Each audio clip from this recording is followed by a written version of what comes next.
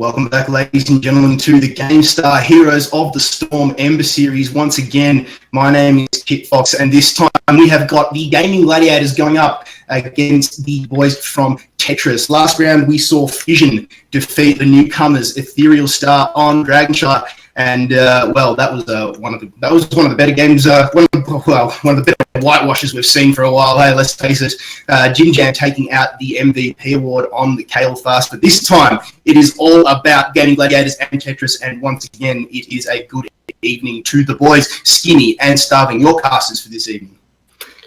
Yeah, well, indeed, we're going to be getting into the second round today. Of course, it is going to be 3 rounds. Like always. So the past couple of weeks, we've had 3 rounds as well, but we're quickly getting in to the drafting section for the maps. And a couple of notable ones that have been banned out so far are the ones we all know and don't love. So Cursed Hollow, no surprises there. Well, it's actually quite a fun map. I think one of my favorites personally. A lot of weird range play you can play on there, but they actually completely how quick that was. Quick. No, Dragonshire. Cheers. And it's interesting because we saw a fair bit of Dragonshire a while back, but then suddenly Dragonshire seemed to fade out the meta a fair bit. We just saw a lot of Infernal Shrines, which we also did see a lot of at Worlds too. But Cursed Hollow actually had a fair chunk as well, I think. Yeah. In ANZ or just in general, I think I actually saw that a lot for quite a while in comparison. And then it faded out a fair bit too as well. I mean, same set of bans to a degree. Fast has been taken away off the board straight away. And it's interesting to see how this draft does pan out. I mean, Gaming Gladiators versus Tetris. Who's your money on? I mean, Gaming Gladiators have been performing pretty well so far. I mean, they've had a good couple of games. And I mean, they've been, hovering around, the bottom half, I guess you could say, of the scores. But that, it's early in the tournament, Skimmy. It's early on. And from games I have seen of them that have been casted live, and even some of the games we've done offline, they're pretty good. So I wouldn't have to say my money's on anyone just yet. I'd have to say, going to have to wait until we get into it. But Team 1, going to the blue side, they banned out the Falstad. Team 2 responding with the Calthas, of course, such a strong mage at the moment. Staple in the meta. We've said it so many times, Skimmy. And you need a wizard. I mean, if Kelfast is taken away, they think, well, Leeming is this our next high priority. Now, this could be, a comfort pick, like we tend to see a fair bit, or it could just be that we value Leeming far too well for what our strategy is going to involve. Definitely. And, look at this. The 2 picks are coming out now, and we do actually see Zul being offered as well. So, such a strong bruiser. Very strong, and as well as the likes of Thrall and Sonya as well. So, has a lot of damage potential there and a bit of CC on him as well, as most bruisers do. And they're actually hovering Thrall now. So trying to decide, what best bruiser to have for this one. Maybe they watched the stream and saw that, Thrall was pretty nicely played last game. Could be pretty interesting to see there. Yeah, I mean, there's so many different ways you can open this one up. The only thing that really concerns me here, Starving, is they boned down to 20 seconds remaining of their bonus pool. So that was 50 seconds used just to decide that they want Zul. Yeah, exactly. And when you're that hesitant, it doesn't really suggest that they're very confident going into this draft. Yeah, well, hard to say. I mean, they could just be trying to, push them into certain picks and really trying to strategize how they're going to, make them choke out. But Zul has been locked in. They've got 10 seconds left on the clock. They don't want to burn any further into this bonus time. Might actually hurt them into the later stages of the draft. So, still aren't hovering anything yet. The comms are surely going to be going through the roof. And wow, they're still very interesting. Really I mean, when you're burning this much time, like I said before, it's scary to consider. What are you going to want to pick to pair up with the Zul? I mean, you still got great bruises on the board. You still got Thrall. You still got Sonya. You still got Greymane, mind you. And they decided that the support is just far too valuable. Even with Kelfast taken off, they need that Rhaegar to really supplement what they're trying to do. Definitely. And, look at this. Team 1, they respond so quickly, straight away. They don't need to burn into their time pool there. They pick up their 3 ETC. So that opens up so many opportunities. The second ban is only just coming out now, and I'm sure they may have even been keen to ban out an ETC on Earth. And maybe that's possibly what they're thinking about there, knowing that the bans were coming up and all that sort of carry on. Maybe they didn't want to pick up the Rhaegar, but maybe they felt a bit forced into it as well. So the second ban's coming out now for the red side, and they ban out Sonya. So such a strong bruiser at the moment, arguably one of the better ones, if not the best in some maps. So much burst damage, and I mean, you don't want to be going up against that Azazul as well. You can really punish Azazul. Usually what that suggests when you're taking the Sonya off the board is that given that they're going to have the next set of picks, it's saying that we want the Thrall, and we don't want to let you have a strong bruiser to sort of counteract what we're trying to do. The thing is, though, they have a really good comp as it is. They have the ETC and Euphis, so it's the Divine Shield Mosh combo. And when that lands, and can't be interrupted, and Leeming has an absolute field day with all the orbs and missiles that she can chuck out from safe range. Yeah, if they can stop that Ancestral Spirit going off and getting the heal out, then it's going to be spelling doom for their side there. So, Vala's being hovered now and for a ban, actually. So I'm pretty interested by that. Maybe just because they wanted to pick it up for possibly like a Reign of Vengeance or something like that. But I mean, not usually a ban you see quite often, Skimmy. Not at all. I mean, I don't remember seeing a ban like this since I used to play in Alpha when it used to be XL5 up against Immunity. And I remember Shy specifically would ban my Vala against me because that's all I used to play back then. And it used to be a good ban back in the day. But, Vala now, I mean, there's just so many new picks to sort of counteract. Definitely. That, Vala, she's not the worst pick, but she's not the best pick. She just fits into comps in certain situations. She does. So it's quite a nice pick. But Mirrodin gets taken away, which, I mean, is a good pick as well. Arguably the best tank in the business right now. And with ETC picked up, no wonder.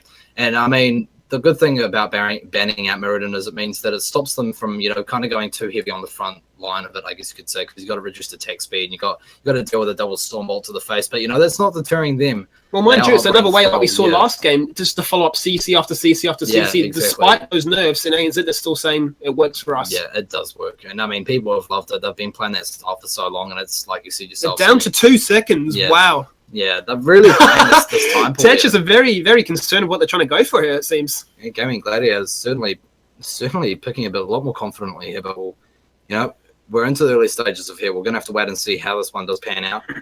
They're going for their last pick of this section here, and the fourth pick is, and the hovering Tychus. So we haven't seen Tychus in one game of stream so far, I believe. This is interesting because they either go between the tank, they lock it in. Okay, this is interesting. They're going to leave that tank pick to the last, so they want to try and counteract as much as possible. They're pretty happy to go for that Tychus straight away. I mean, are they going to go double tank, or do they want to kind of maybe push more into a bruiser field, maybe get a backline as well? They could play a solo tank ETC. It's a lot of dispersion, a lot of, crowd control with ETC, a lot of bullying, a lot of pushing around, replacement, that sort of thing. Quite an annoying mechanic. But depending on how Game Gladiators ran this comp out, I mean, we can see between either Odin.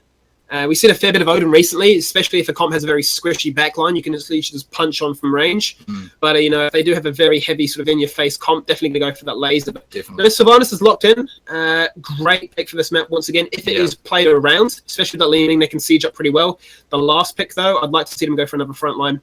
Yeah, definitely. And I think the Sylvanas is really strong with the Rhaegar as well. Stops the ultimate from coming out. And Nubarak coming out. So that's going to be strong. Really, really strong. He's had a wee bit of a buff recently to his shields and just a whole lot stronger, I guess you could say. So, I mean, we've seen a lot more play out of him these days. And I think it rounds out their comp quite nicely. It allows them for a lot more CC, a bit of body blocking as well, can kind of push them into an ETC much, but pressure them into it. And it means that they've got to be on the lookout for a whole lot more. But Joanna's being hovered now. Man, these two team comps, who do you got your money on? So I just want to run over really quick, by the way, as well, because, of course, the Heroes draft is bugging out a wee bit right now. Team 1, we do have Gaming Gladiators. Team 2, the red side, we do have Tetris. So blue, Gaming Gladiators, Tetris, red. And once we get into game, it'll all work out. Blue side, I mean, I'm definitely going to go for them. I mean, I feel like Gaming Gladiators comp is pretty nice and rounded out.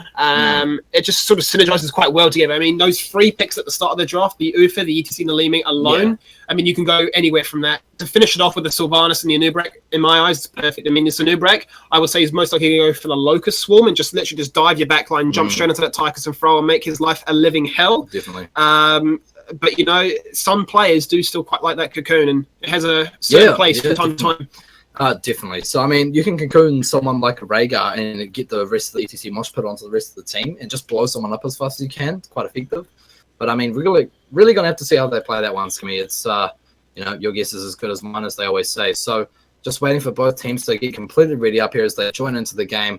Kit Fox, like I said before, he's going to be watching all your comments and whatnot. He's going to be watching what all your MVP suggestions are down in the chat. So make sure you're going off and maybe you're calling us out on mispronunciations of words like Tarand and all these other things that we... That is an interesting one, because I said Tarand for a long time, and then I say Tarande after watching Worlds, because I say it there, but I was like, but they don't have an accent on the E, so is it Tarande or is it Tarand? Or... potatoes. I mean, we got called out in chat a while ago, I think, because I said Falstead, and everyone's like, no, it's Falstad. Yeah, well, Falstead. Thrallsdead. I mean, cheers. Pronunciations. At the end of the day, you know what we're talking about. So let's play it. Exactly. The storm. We don't need us to pronounce it properly. We're from down under anyway, so our pronunciation's skewed according to everyone else in the world. So we'll just continue on nonetheless.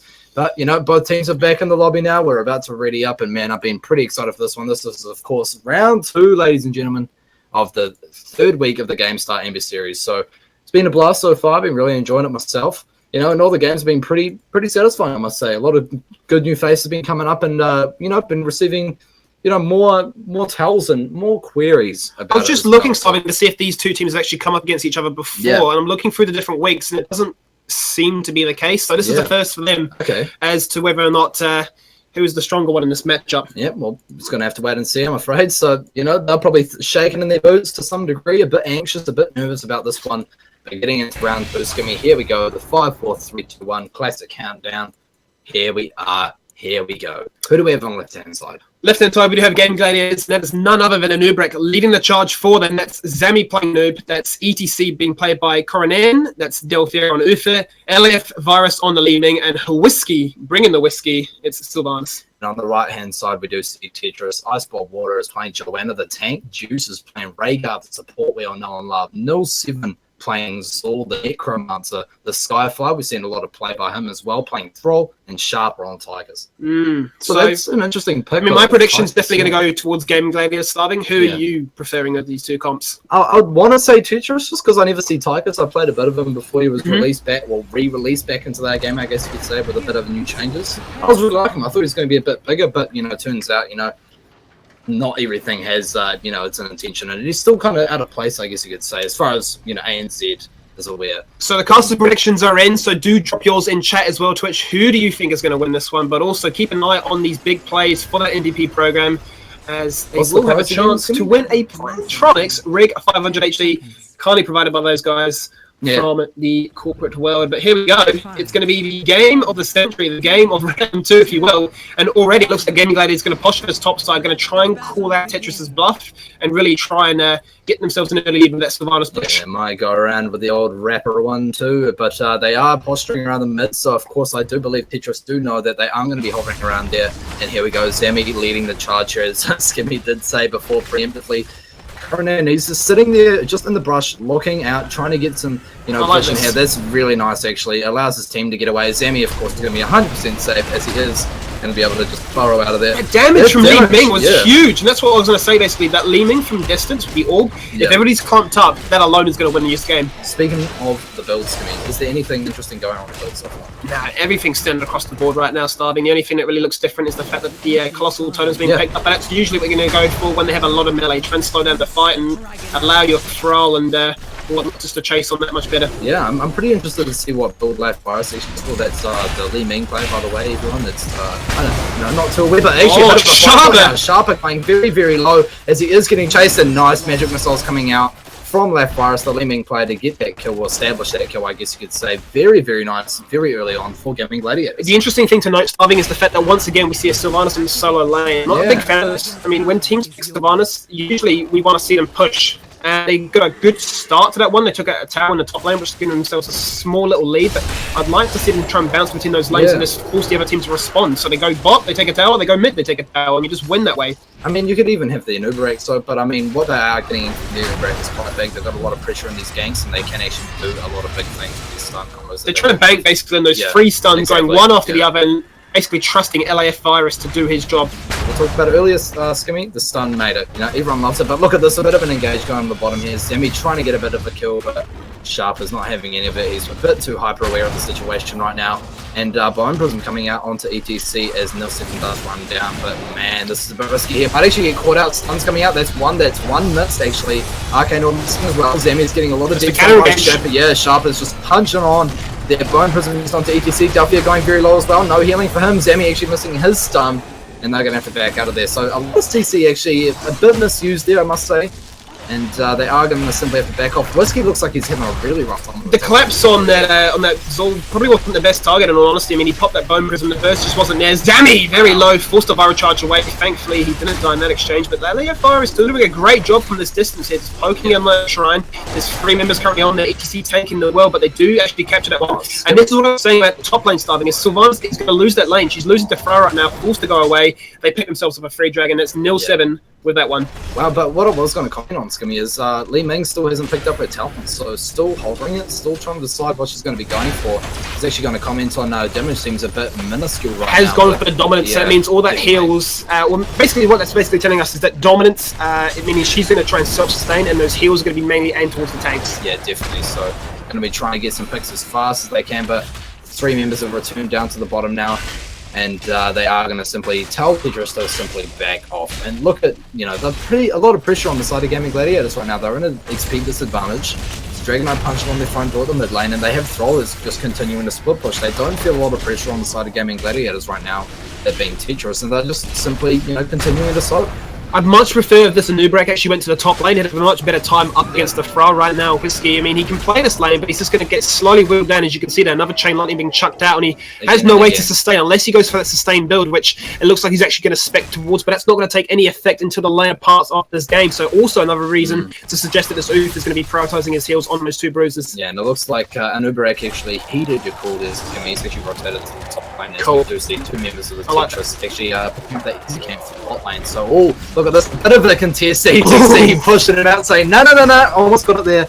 And they did get it. That is very good timing because the rotate was coming out from Tetris and they could have done that. Yeah, definitely. They could have picked themselves a free easy camp. And I don't think Gaming Gladiators could have contested that, but look at this, a bit of an engage going out now. Joanna poking up the Condemned, trying to slow the progress of Team Gaming Gladiators there. Jesus, going over my words there. Can't even keep up with the action here today. Too much for the old staff. I'm just looking, I mean, I actually overlooked the fact that Shrug It Off has been picked up by a Tychus. I mean, that's a great thing about this Tychus rework, is he didn't see much at the start, but people are starting to realize that he's actually a pretty strong hero these days. And level 1, that basically means he's going to actually have a bit of resistance when he uses that dash. So he's going to definitely try and get in the fold of things and literally just tank whatever that Li Ming and Sylvanas have to offer. And he definitely can, because, I mean, when he gets the healing and the Ancestral Spirit from Rhaegar, of course, is going to be topped off, and maybe what he's trying to look for. So you're just going to have to wait and look out for that at the level 10 stages of the game. Of course, level 8.5 beside of Tetris, and 7 coming up on. Here comes the gank, go to the top lane, starving. They're looking for this throw. It's had a great time so far. There goes the Burrow Charge. The lead onto it. The power slide is surely going to come. There it goes. There's a bomb. There's the damage. There's your life, and there it's gone. Yeah, there's your life, and there it, just disperses there. Just like the Arcane or the Bow Wow Wow takes it out. The nice one too. So look at this nice push coming out from Tetris in response to the teammate they lost there on the top lane. They're just going to go, you know what, we're just going to get a quick push, get a bit of pressure. Sharp actually duck it out there, sees a big orb, it's like, nope, none of that. Yeah, I mean, you still want to be taking those to the face, but it was a good response by them because now the Shrine has spawned, so they've kept that pressure in the bot lane to capture it. The only thing is, though, that they do have a big contingency of members from Gaming Gladiators in this bot side, so they can actually contest this one. They still have a Nubrak taking the top. They are good here. If they get a kill in this bot lane, that's a dragon for them this time. Yeah, definitely, but I don't think they're going to want to fight that. They are at XP advantage, so if they were going to lose this fight now, their whole advantage will just kind of slip away. Ice Spot Water, there's actually 2 members against 3 now, 3v3 as a wee tussle goes down, and Whiskey's now rotating again, and Nubrak's having forced Let's have a look at this top lane. That's going to be where the attention's really going to go on to, is the Impale chucked out, but the sustain is just going to be too good for Fra right there on the point, and Zul rotates up just to basically push that lane back out, and once again, Skyfire's having a great time in the top lane. Yeah, well, you said it yourself, Skimmy. He's going to have a pretty easy time up in the top lane with anyone. But, oh my lord, there's 4 members at the bot lane here. The laser! Level 10 has been picked up for the side of Tetris. The laser has been picked up and it has been dropped. Iceball Water is going with the Condemned. Bless Shield being used as well. But here comes Nil 7 trying to try and follow up here, try and get a kill. Nice Bone Prism being used on Delphia, but man, they cannot get a kill. They do not simply have the damage right now. Poison Nova being popped as well. Delphia getting dropped so low off there. Nils! They've been diving so deep, he wants to get the kill. That Virus still hanging around, which is very interesting. Might actually get some kills here. Uther actually died in the back there, so couldn't quite heal himself up in the nick of time. That Virus is just simply trying to chase on. He might actually be able to get something here. Level 10 picked up now. Killin does he have his oh my god! He actually gets picked off there. Very, very unfortunate as... And he's going to pick up a dragon as well, Starving! Lord. Yeah, I was just going to say, it looked as if Tetris had given up their level 10 advantage. They should have found those kills, but the pressure and loan was basically enough for them to find an advantage in another way, a structural way. Yeah, well, what they're going to do now, Skimmy, is, Thrall's been sitting at the top lane the whole time, pretty much. They're just going to push mid now. Skyfire's just continuing to pressure top. They're just going to keep sieging top as hard as they can, and it's going to get to a point where this XP advantage may possibly get out of control.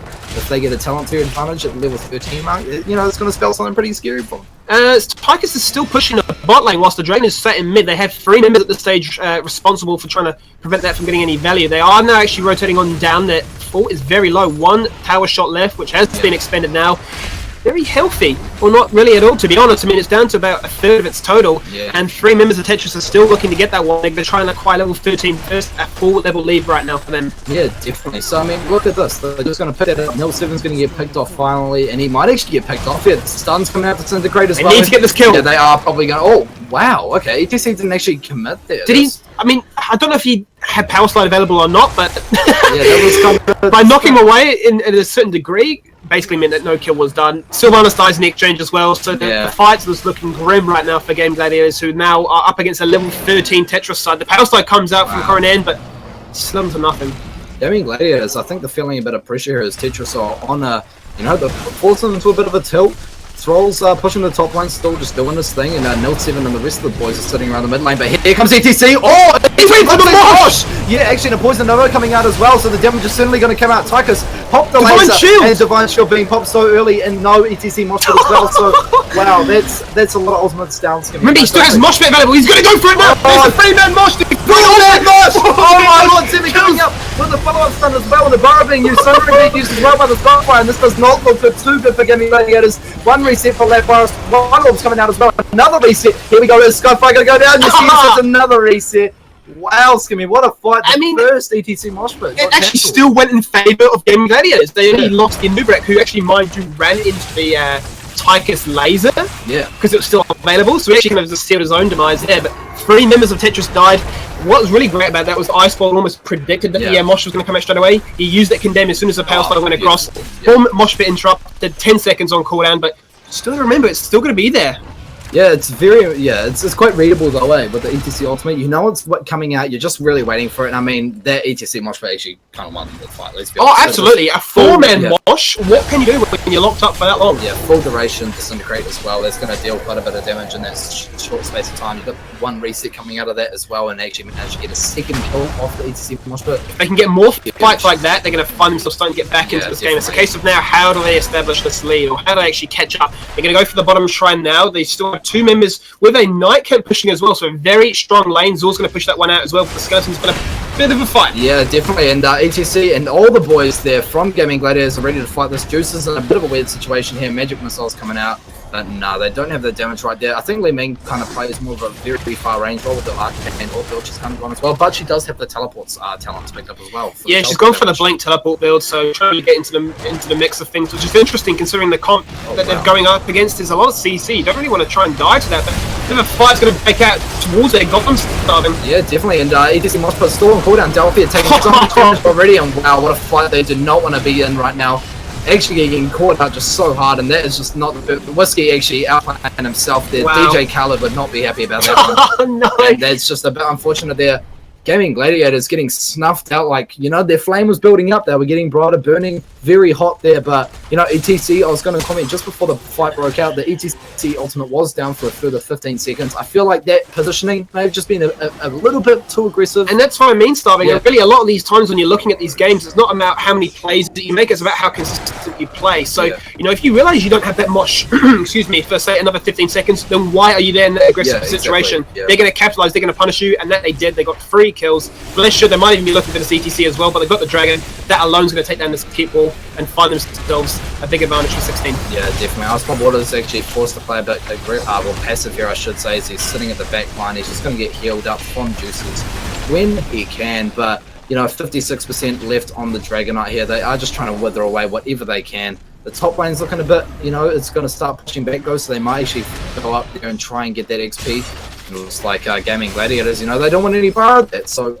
Nil 7's going to get pressured on. This is a smart choice to go top right now. I mean, despite it being the Death Bridge, it's the last lane you actually want to push towards the keep, but to take out this fault is to complete out of scope of things for Gaming Gladiators. Basically dismantled. Yeah, definitely, and they are going to be able to pick this up with a lot of ease here. Level 17 is about to be applied as well, but look at this, the team is actually rotating up ETCs in quite an aggressive... Wow, actually from Mosh! Yeah, so his whole team was not there, they were not ready. But here goes an Ancestral Spirit as well. Skyfire getting dropped so low, so it's actually 1 kill from the side of Gaming Gladiators, looking pretty good. And Nil 7 coming out of that Poison Nova, connecting with every single member of Gaming Gladiators, completely turning the fight around. Condemn being used as well. Iceball Boy going so deep and sharp, but really trying to follow up. Nice grenade to pull back down. Divine Shield being popped as well. And look at that backline. Lab Forest sitting back with a bow the laser. But no, Uther is going to be able to top them up. That was quite a weird fight. I'm not convinced by this ETC play, honestly, Starving. I mean, he runs in there, the mosh pit is predictable, especially when there's no team to follow it up. Cool, you landed a 4-5 man mosh pit, good for you. But, you know, if there's no damage to kill it up, doesn't look as impressive. No, you've wasted a cooldown. It's one of your win conditions as well. And every time Nil 7 seems to be finding so much value out of this poison over, and Ufus having a very hard time to try and deal with it. I mean, even if you do hold him in within the mosh pit, you know, you kind of want to get rid of Nil 7, and if you don't, you know, you kind of make the, I guess you could say, the payoff for the bargain by, you know, you capture him in the ETC ultimate. He may get out and pop the poison over, but you've already done the damage in that time. But like you said, none of the teammates are. I feel like he just got really trigger happy. To be honest, I'm not too sure why the ultimate was popped. We were both surprised, and I'm sure the viewers were surprised. Looks like they're going to go for the contest on this night. No, Game Gladiators do pick that one up as Ice Bowl did smell that something was up. Everybody was missing from that map. Level 16 has now obviously been acquired by GG as well, so looking to try and force the fight before 20 and push in with these Knights. Yeah, 1.5 level advantage though, and 25 seconds waiting, resting on the ETC ultimate. We do see the ultimate coming out for in the direct now, so he's going to be able to heal up with that carry and swarm quite nicely pretty soon. Divine Shield in 10 seconds, 15 seconds on Mosh Pit, but the forced fight because Blessed Shield comes out. Yeah, definitely Poison Over already coming out now. Sundering being used as well. Disintegrate from the backline Li Ming. Zemi already getting taken out. 2 members for GG already gone, calling GG in the fight pretty fast, but wow. Quick turning fight for them already. Ancestrals being used, Poison Over being used. Actually, 4 ultimates being used for the side of Tetris. It feels like it's the same story every single time. So I mean, they're not learning from this. You know, if you don't have those big money-making ultimates, why are you there? Why are you being so aggressive? You need to chill. Just wait for that to become available, and then you can turn around. Because if they engage, they don't do it too well, then you just turn around with that mosh pit, with that silence or whatever it might be, and you win the fight instead. Yeah, definitely. I mean, you know, we saw the other fight as well. You said it yourself. They just didn't have the ultimates and you don't have the skills. I mean, you know, don't be there really. Just not going to be able to do what you can. And another dragon now picked up by Tetris boys. Nil 7 once again in that one. Doing a great job on the Zor, mind you. These poison overs have been out of this world. They're looking to bang on towards this keep door and open up a win condition aiming towards the core. Definitely, and you know, it's pretty easy for them at this point. It's pretty late in the game, 15 minutes. So that Dragon Knight's going to be able to do a lot of damage. Nil 7 being very, very patient with us, however. ETC probably looking for a mosh opportunity, but they're pretty aware of it. They're nicely split at the moment. Nil 7's just dropping the fire on the fort. You know, the keep, I should say. He's just trying to do as much damage as he can from the distance without taking too much trade himself, and trying to push off the other members of Gaming Gladiators. What I'd like to see them do is realise that because Nil 7 has been doing such a great job on the Zul, they should just force a fight whilst he's in there. They realise that, you know, the Zul can't do anything. A Divine Shield prevents the knockback as well. Just force the fight. You're just losing this keep. Yeah, definitely. So they may have an opportunity here. They're just really waiting to see how this pans out, but they're just getting poked down at a range. So Nil 7 really... And I mean, Tetris, generally, they're just playing this quite nicely. They don't get too much worth out of this, really, but they're stopping the enemy team, being Gaming Gladiators, picking up the Dragon Knight, which didn't look like they were going to get one anyway. Thing is, though, they're about to hit level 20, and exactly. Once again, that's another 2 levels where they just had to play passive, so I just don't understand the play right now. They basically just had a bit of a dance in the mid lane and then went back, so... Yeah. Very passive plays. Very passive plays indeed. So we do see the Night Cam being picked up now for Team Tetris as they... This is probably going to be their moves, Skimmy. They're probably going to be moving either towards the mid lane where the keep is quite low. They're going to let that hard king go to the top and just push it as hard as they can. One team fight and it's a win for Tetris. That's all they need. They're going to invade now looking for those knights. They realise that they've taken it as well. That doesn't really concern them too much though, because they can just push with Zul for days and they just need to force another fight and really punish what the CTC's been trying to do. Yeah, definitely, and it looks like they're trying to do that now. So getting a bit aggressive now. Sharp is taking a bit of the front line, and look at those wolves. They are getting humongous. So, yeah, I definitely agree with this, Skimmy. I do think they just, you know, they've got the level of punish now. They need to force the fight. And Gaming Gladiators, if they play around the ETC and just kind of make them, you know, pop that mosh a bit too early, they can win that fight nice and easy. The Nova has been putting in work. I'm really keen to see it. So they're moving around Deathbridge, but man, I really don't get why, you know, even Tetris are playing the best. It seems right now what Tetris' plan is to basically segregate the team off by splitting all the different lanes. But here we go, ETC goes in for an aggressive mosh, but the silence comes across too. Is the Divine Shield going to come? It doesn't come, and there goes the Ancestral as well as the laser. Damage galore, says Tetris, as they look to try and pick up another kill, but ETC's already won. Yeah, definitely. Sunring coming out as well, and oh my lord, such a nice play. Joanna just establishing 2 4 kills, 3 more kills. Divine Shield being popped at the last moment. That's never what you want to do. Pop it on yourself. Yeah, pop it on yourself. Unfortunately, the Divine Shield was just a bit late on the ETC there with that mosh pit coming out. Actually connecting the 3 members. Would have been such a huge Divine Shield if he actually managed to connect that there and actually might have won them that fight. But and Lee Man sitting at the back, really pumping the damage.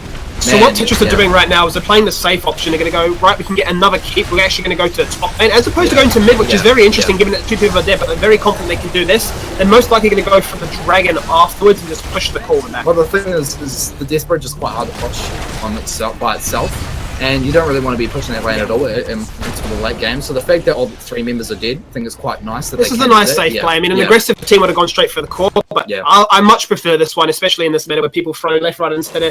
Play it chill. You've got to win. They're still not 20. You pick yourself another dragon $50. for guaranteed.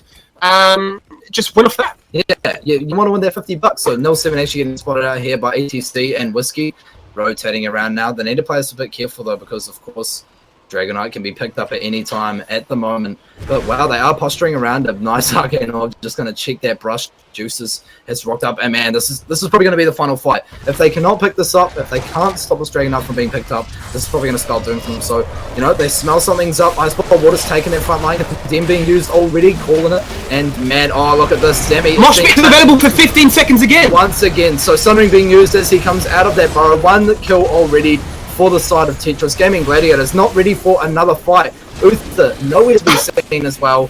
And wow, Divine Shield just showed up then, but he died, and he doesn't even have the ability to resurrect. So he's gone for 50 seconds. It's almost sealed the deal at the stage. Left Virus in a bush on his own, hanging out, chilling absolutely free. I just don't understand. Once again, it just seems that the coordination really isn't on point unless they're not communicating the ults between each other. But the engagements aren't solid right now. Nilsson picks up a dragon. That's surely going to be GG starting. Yeah, definitely. There's not much they can do here, Skimmy, to be honest. And to the viewers out there, you know, toss your comments out on chat. Who do you think the MVP has been for today? It's likely that we can say this is going to be GG. 20 seconds on Uther, 50 seconds on EC, the main tank for their team. The lace being popped from Tigers, and here we go. Zemi's coming in front line, get instantly burned. Crisp beetle there. It's actually a delicacy in some countries, so they're probably going to munch on that.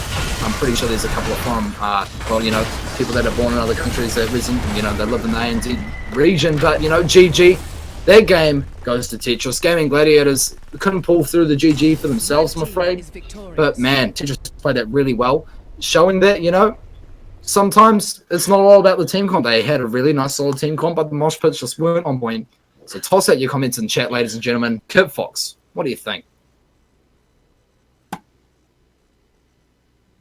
Okay, so a bit of technical difficulty. As I unmute my microphone, I do apologise for that. As we get back into it, that was a one cracker of a game, guys. And personally, I really like Icebald on Johanna. Those zones out in some of those team fights kept Li Ming away from the engage, and I reckon personally that's what won Tetris the fights. But over at the Twitch chat, because they're the ones that really matter, they've got the little fanboy club in, but Nil7 with those Zul Poison Novas is the fan favourite for you boys. But at the end of the day, it's your call.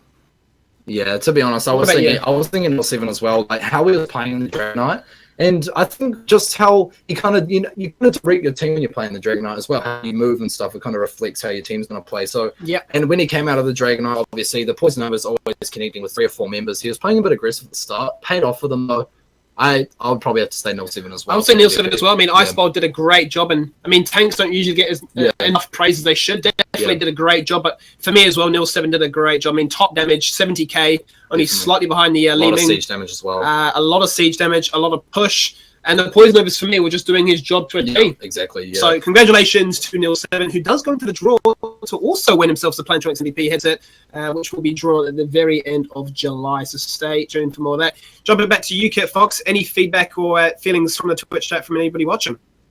Well, they really loved that one, guys. And like, I'll tell you what, the next game is going to be an absolute cracker. We are into round 3, and I hope that everybody will join us for that one very, very shortly. Congratulations to Nil7 for picking up the Plantronics MVP nomination to go into the draw to win the Rig 500 HD headset to be awarded at the end of the Fire and Ice Invitational, which we have pushed back. We've extended the Ember series by an extra month in case you've just joined us. So if you haven't had a chance to get down and get some games in yet, you do have a chance now, a whole extra month in fact, to impress us. Hopefully score yourself an invite to the Fire and Ice Invitational, which is where the big bucks are. But there is $50 on the line thanks to Gamestah in this Ember series. And who will it be this time? We saw Negative Synergy the first time, Vision the second time, third time, anyone's guess. We're back very, very soon for more Gamestah Heroes of the Storm Ember series.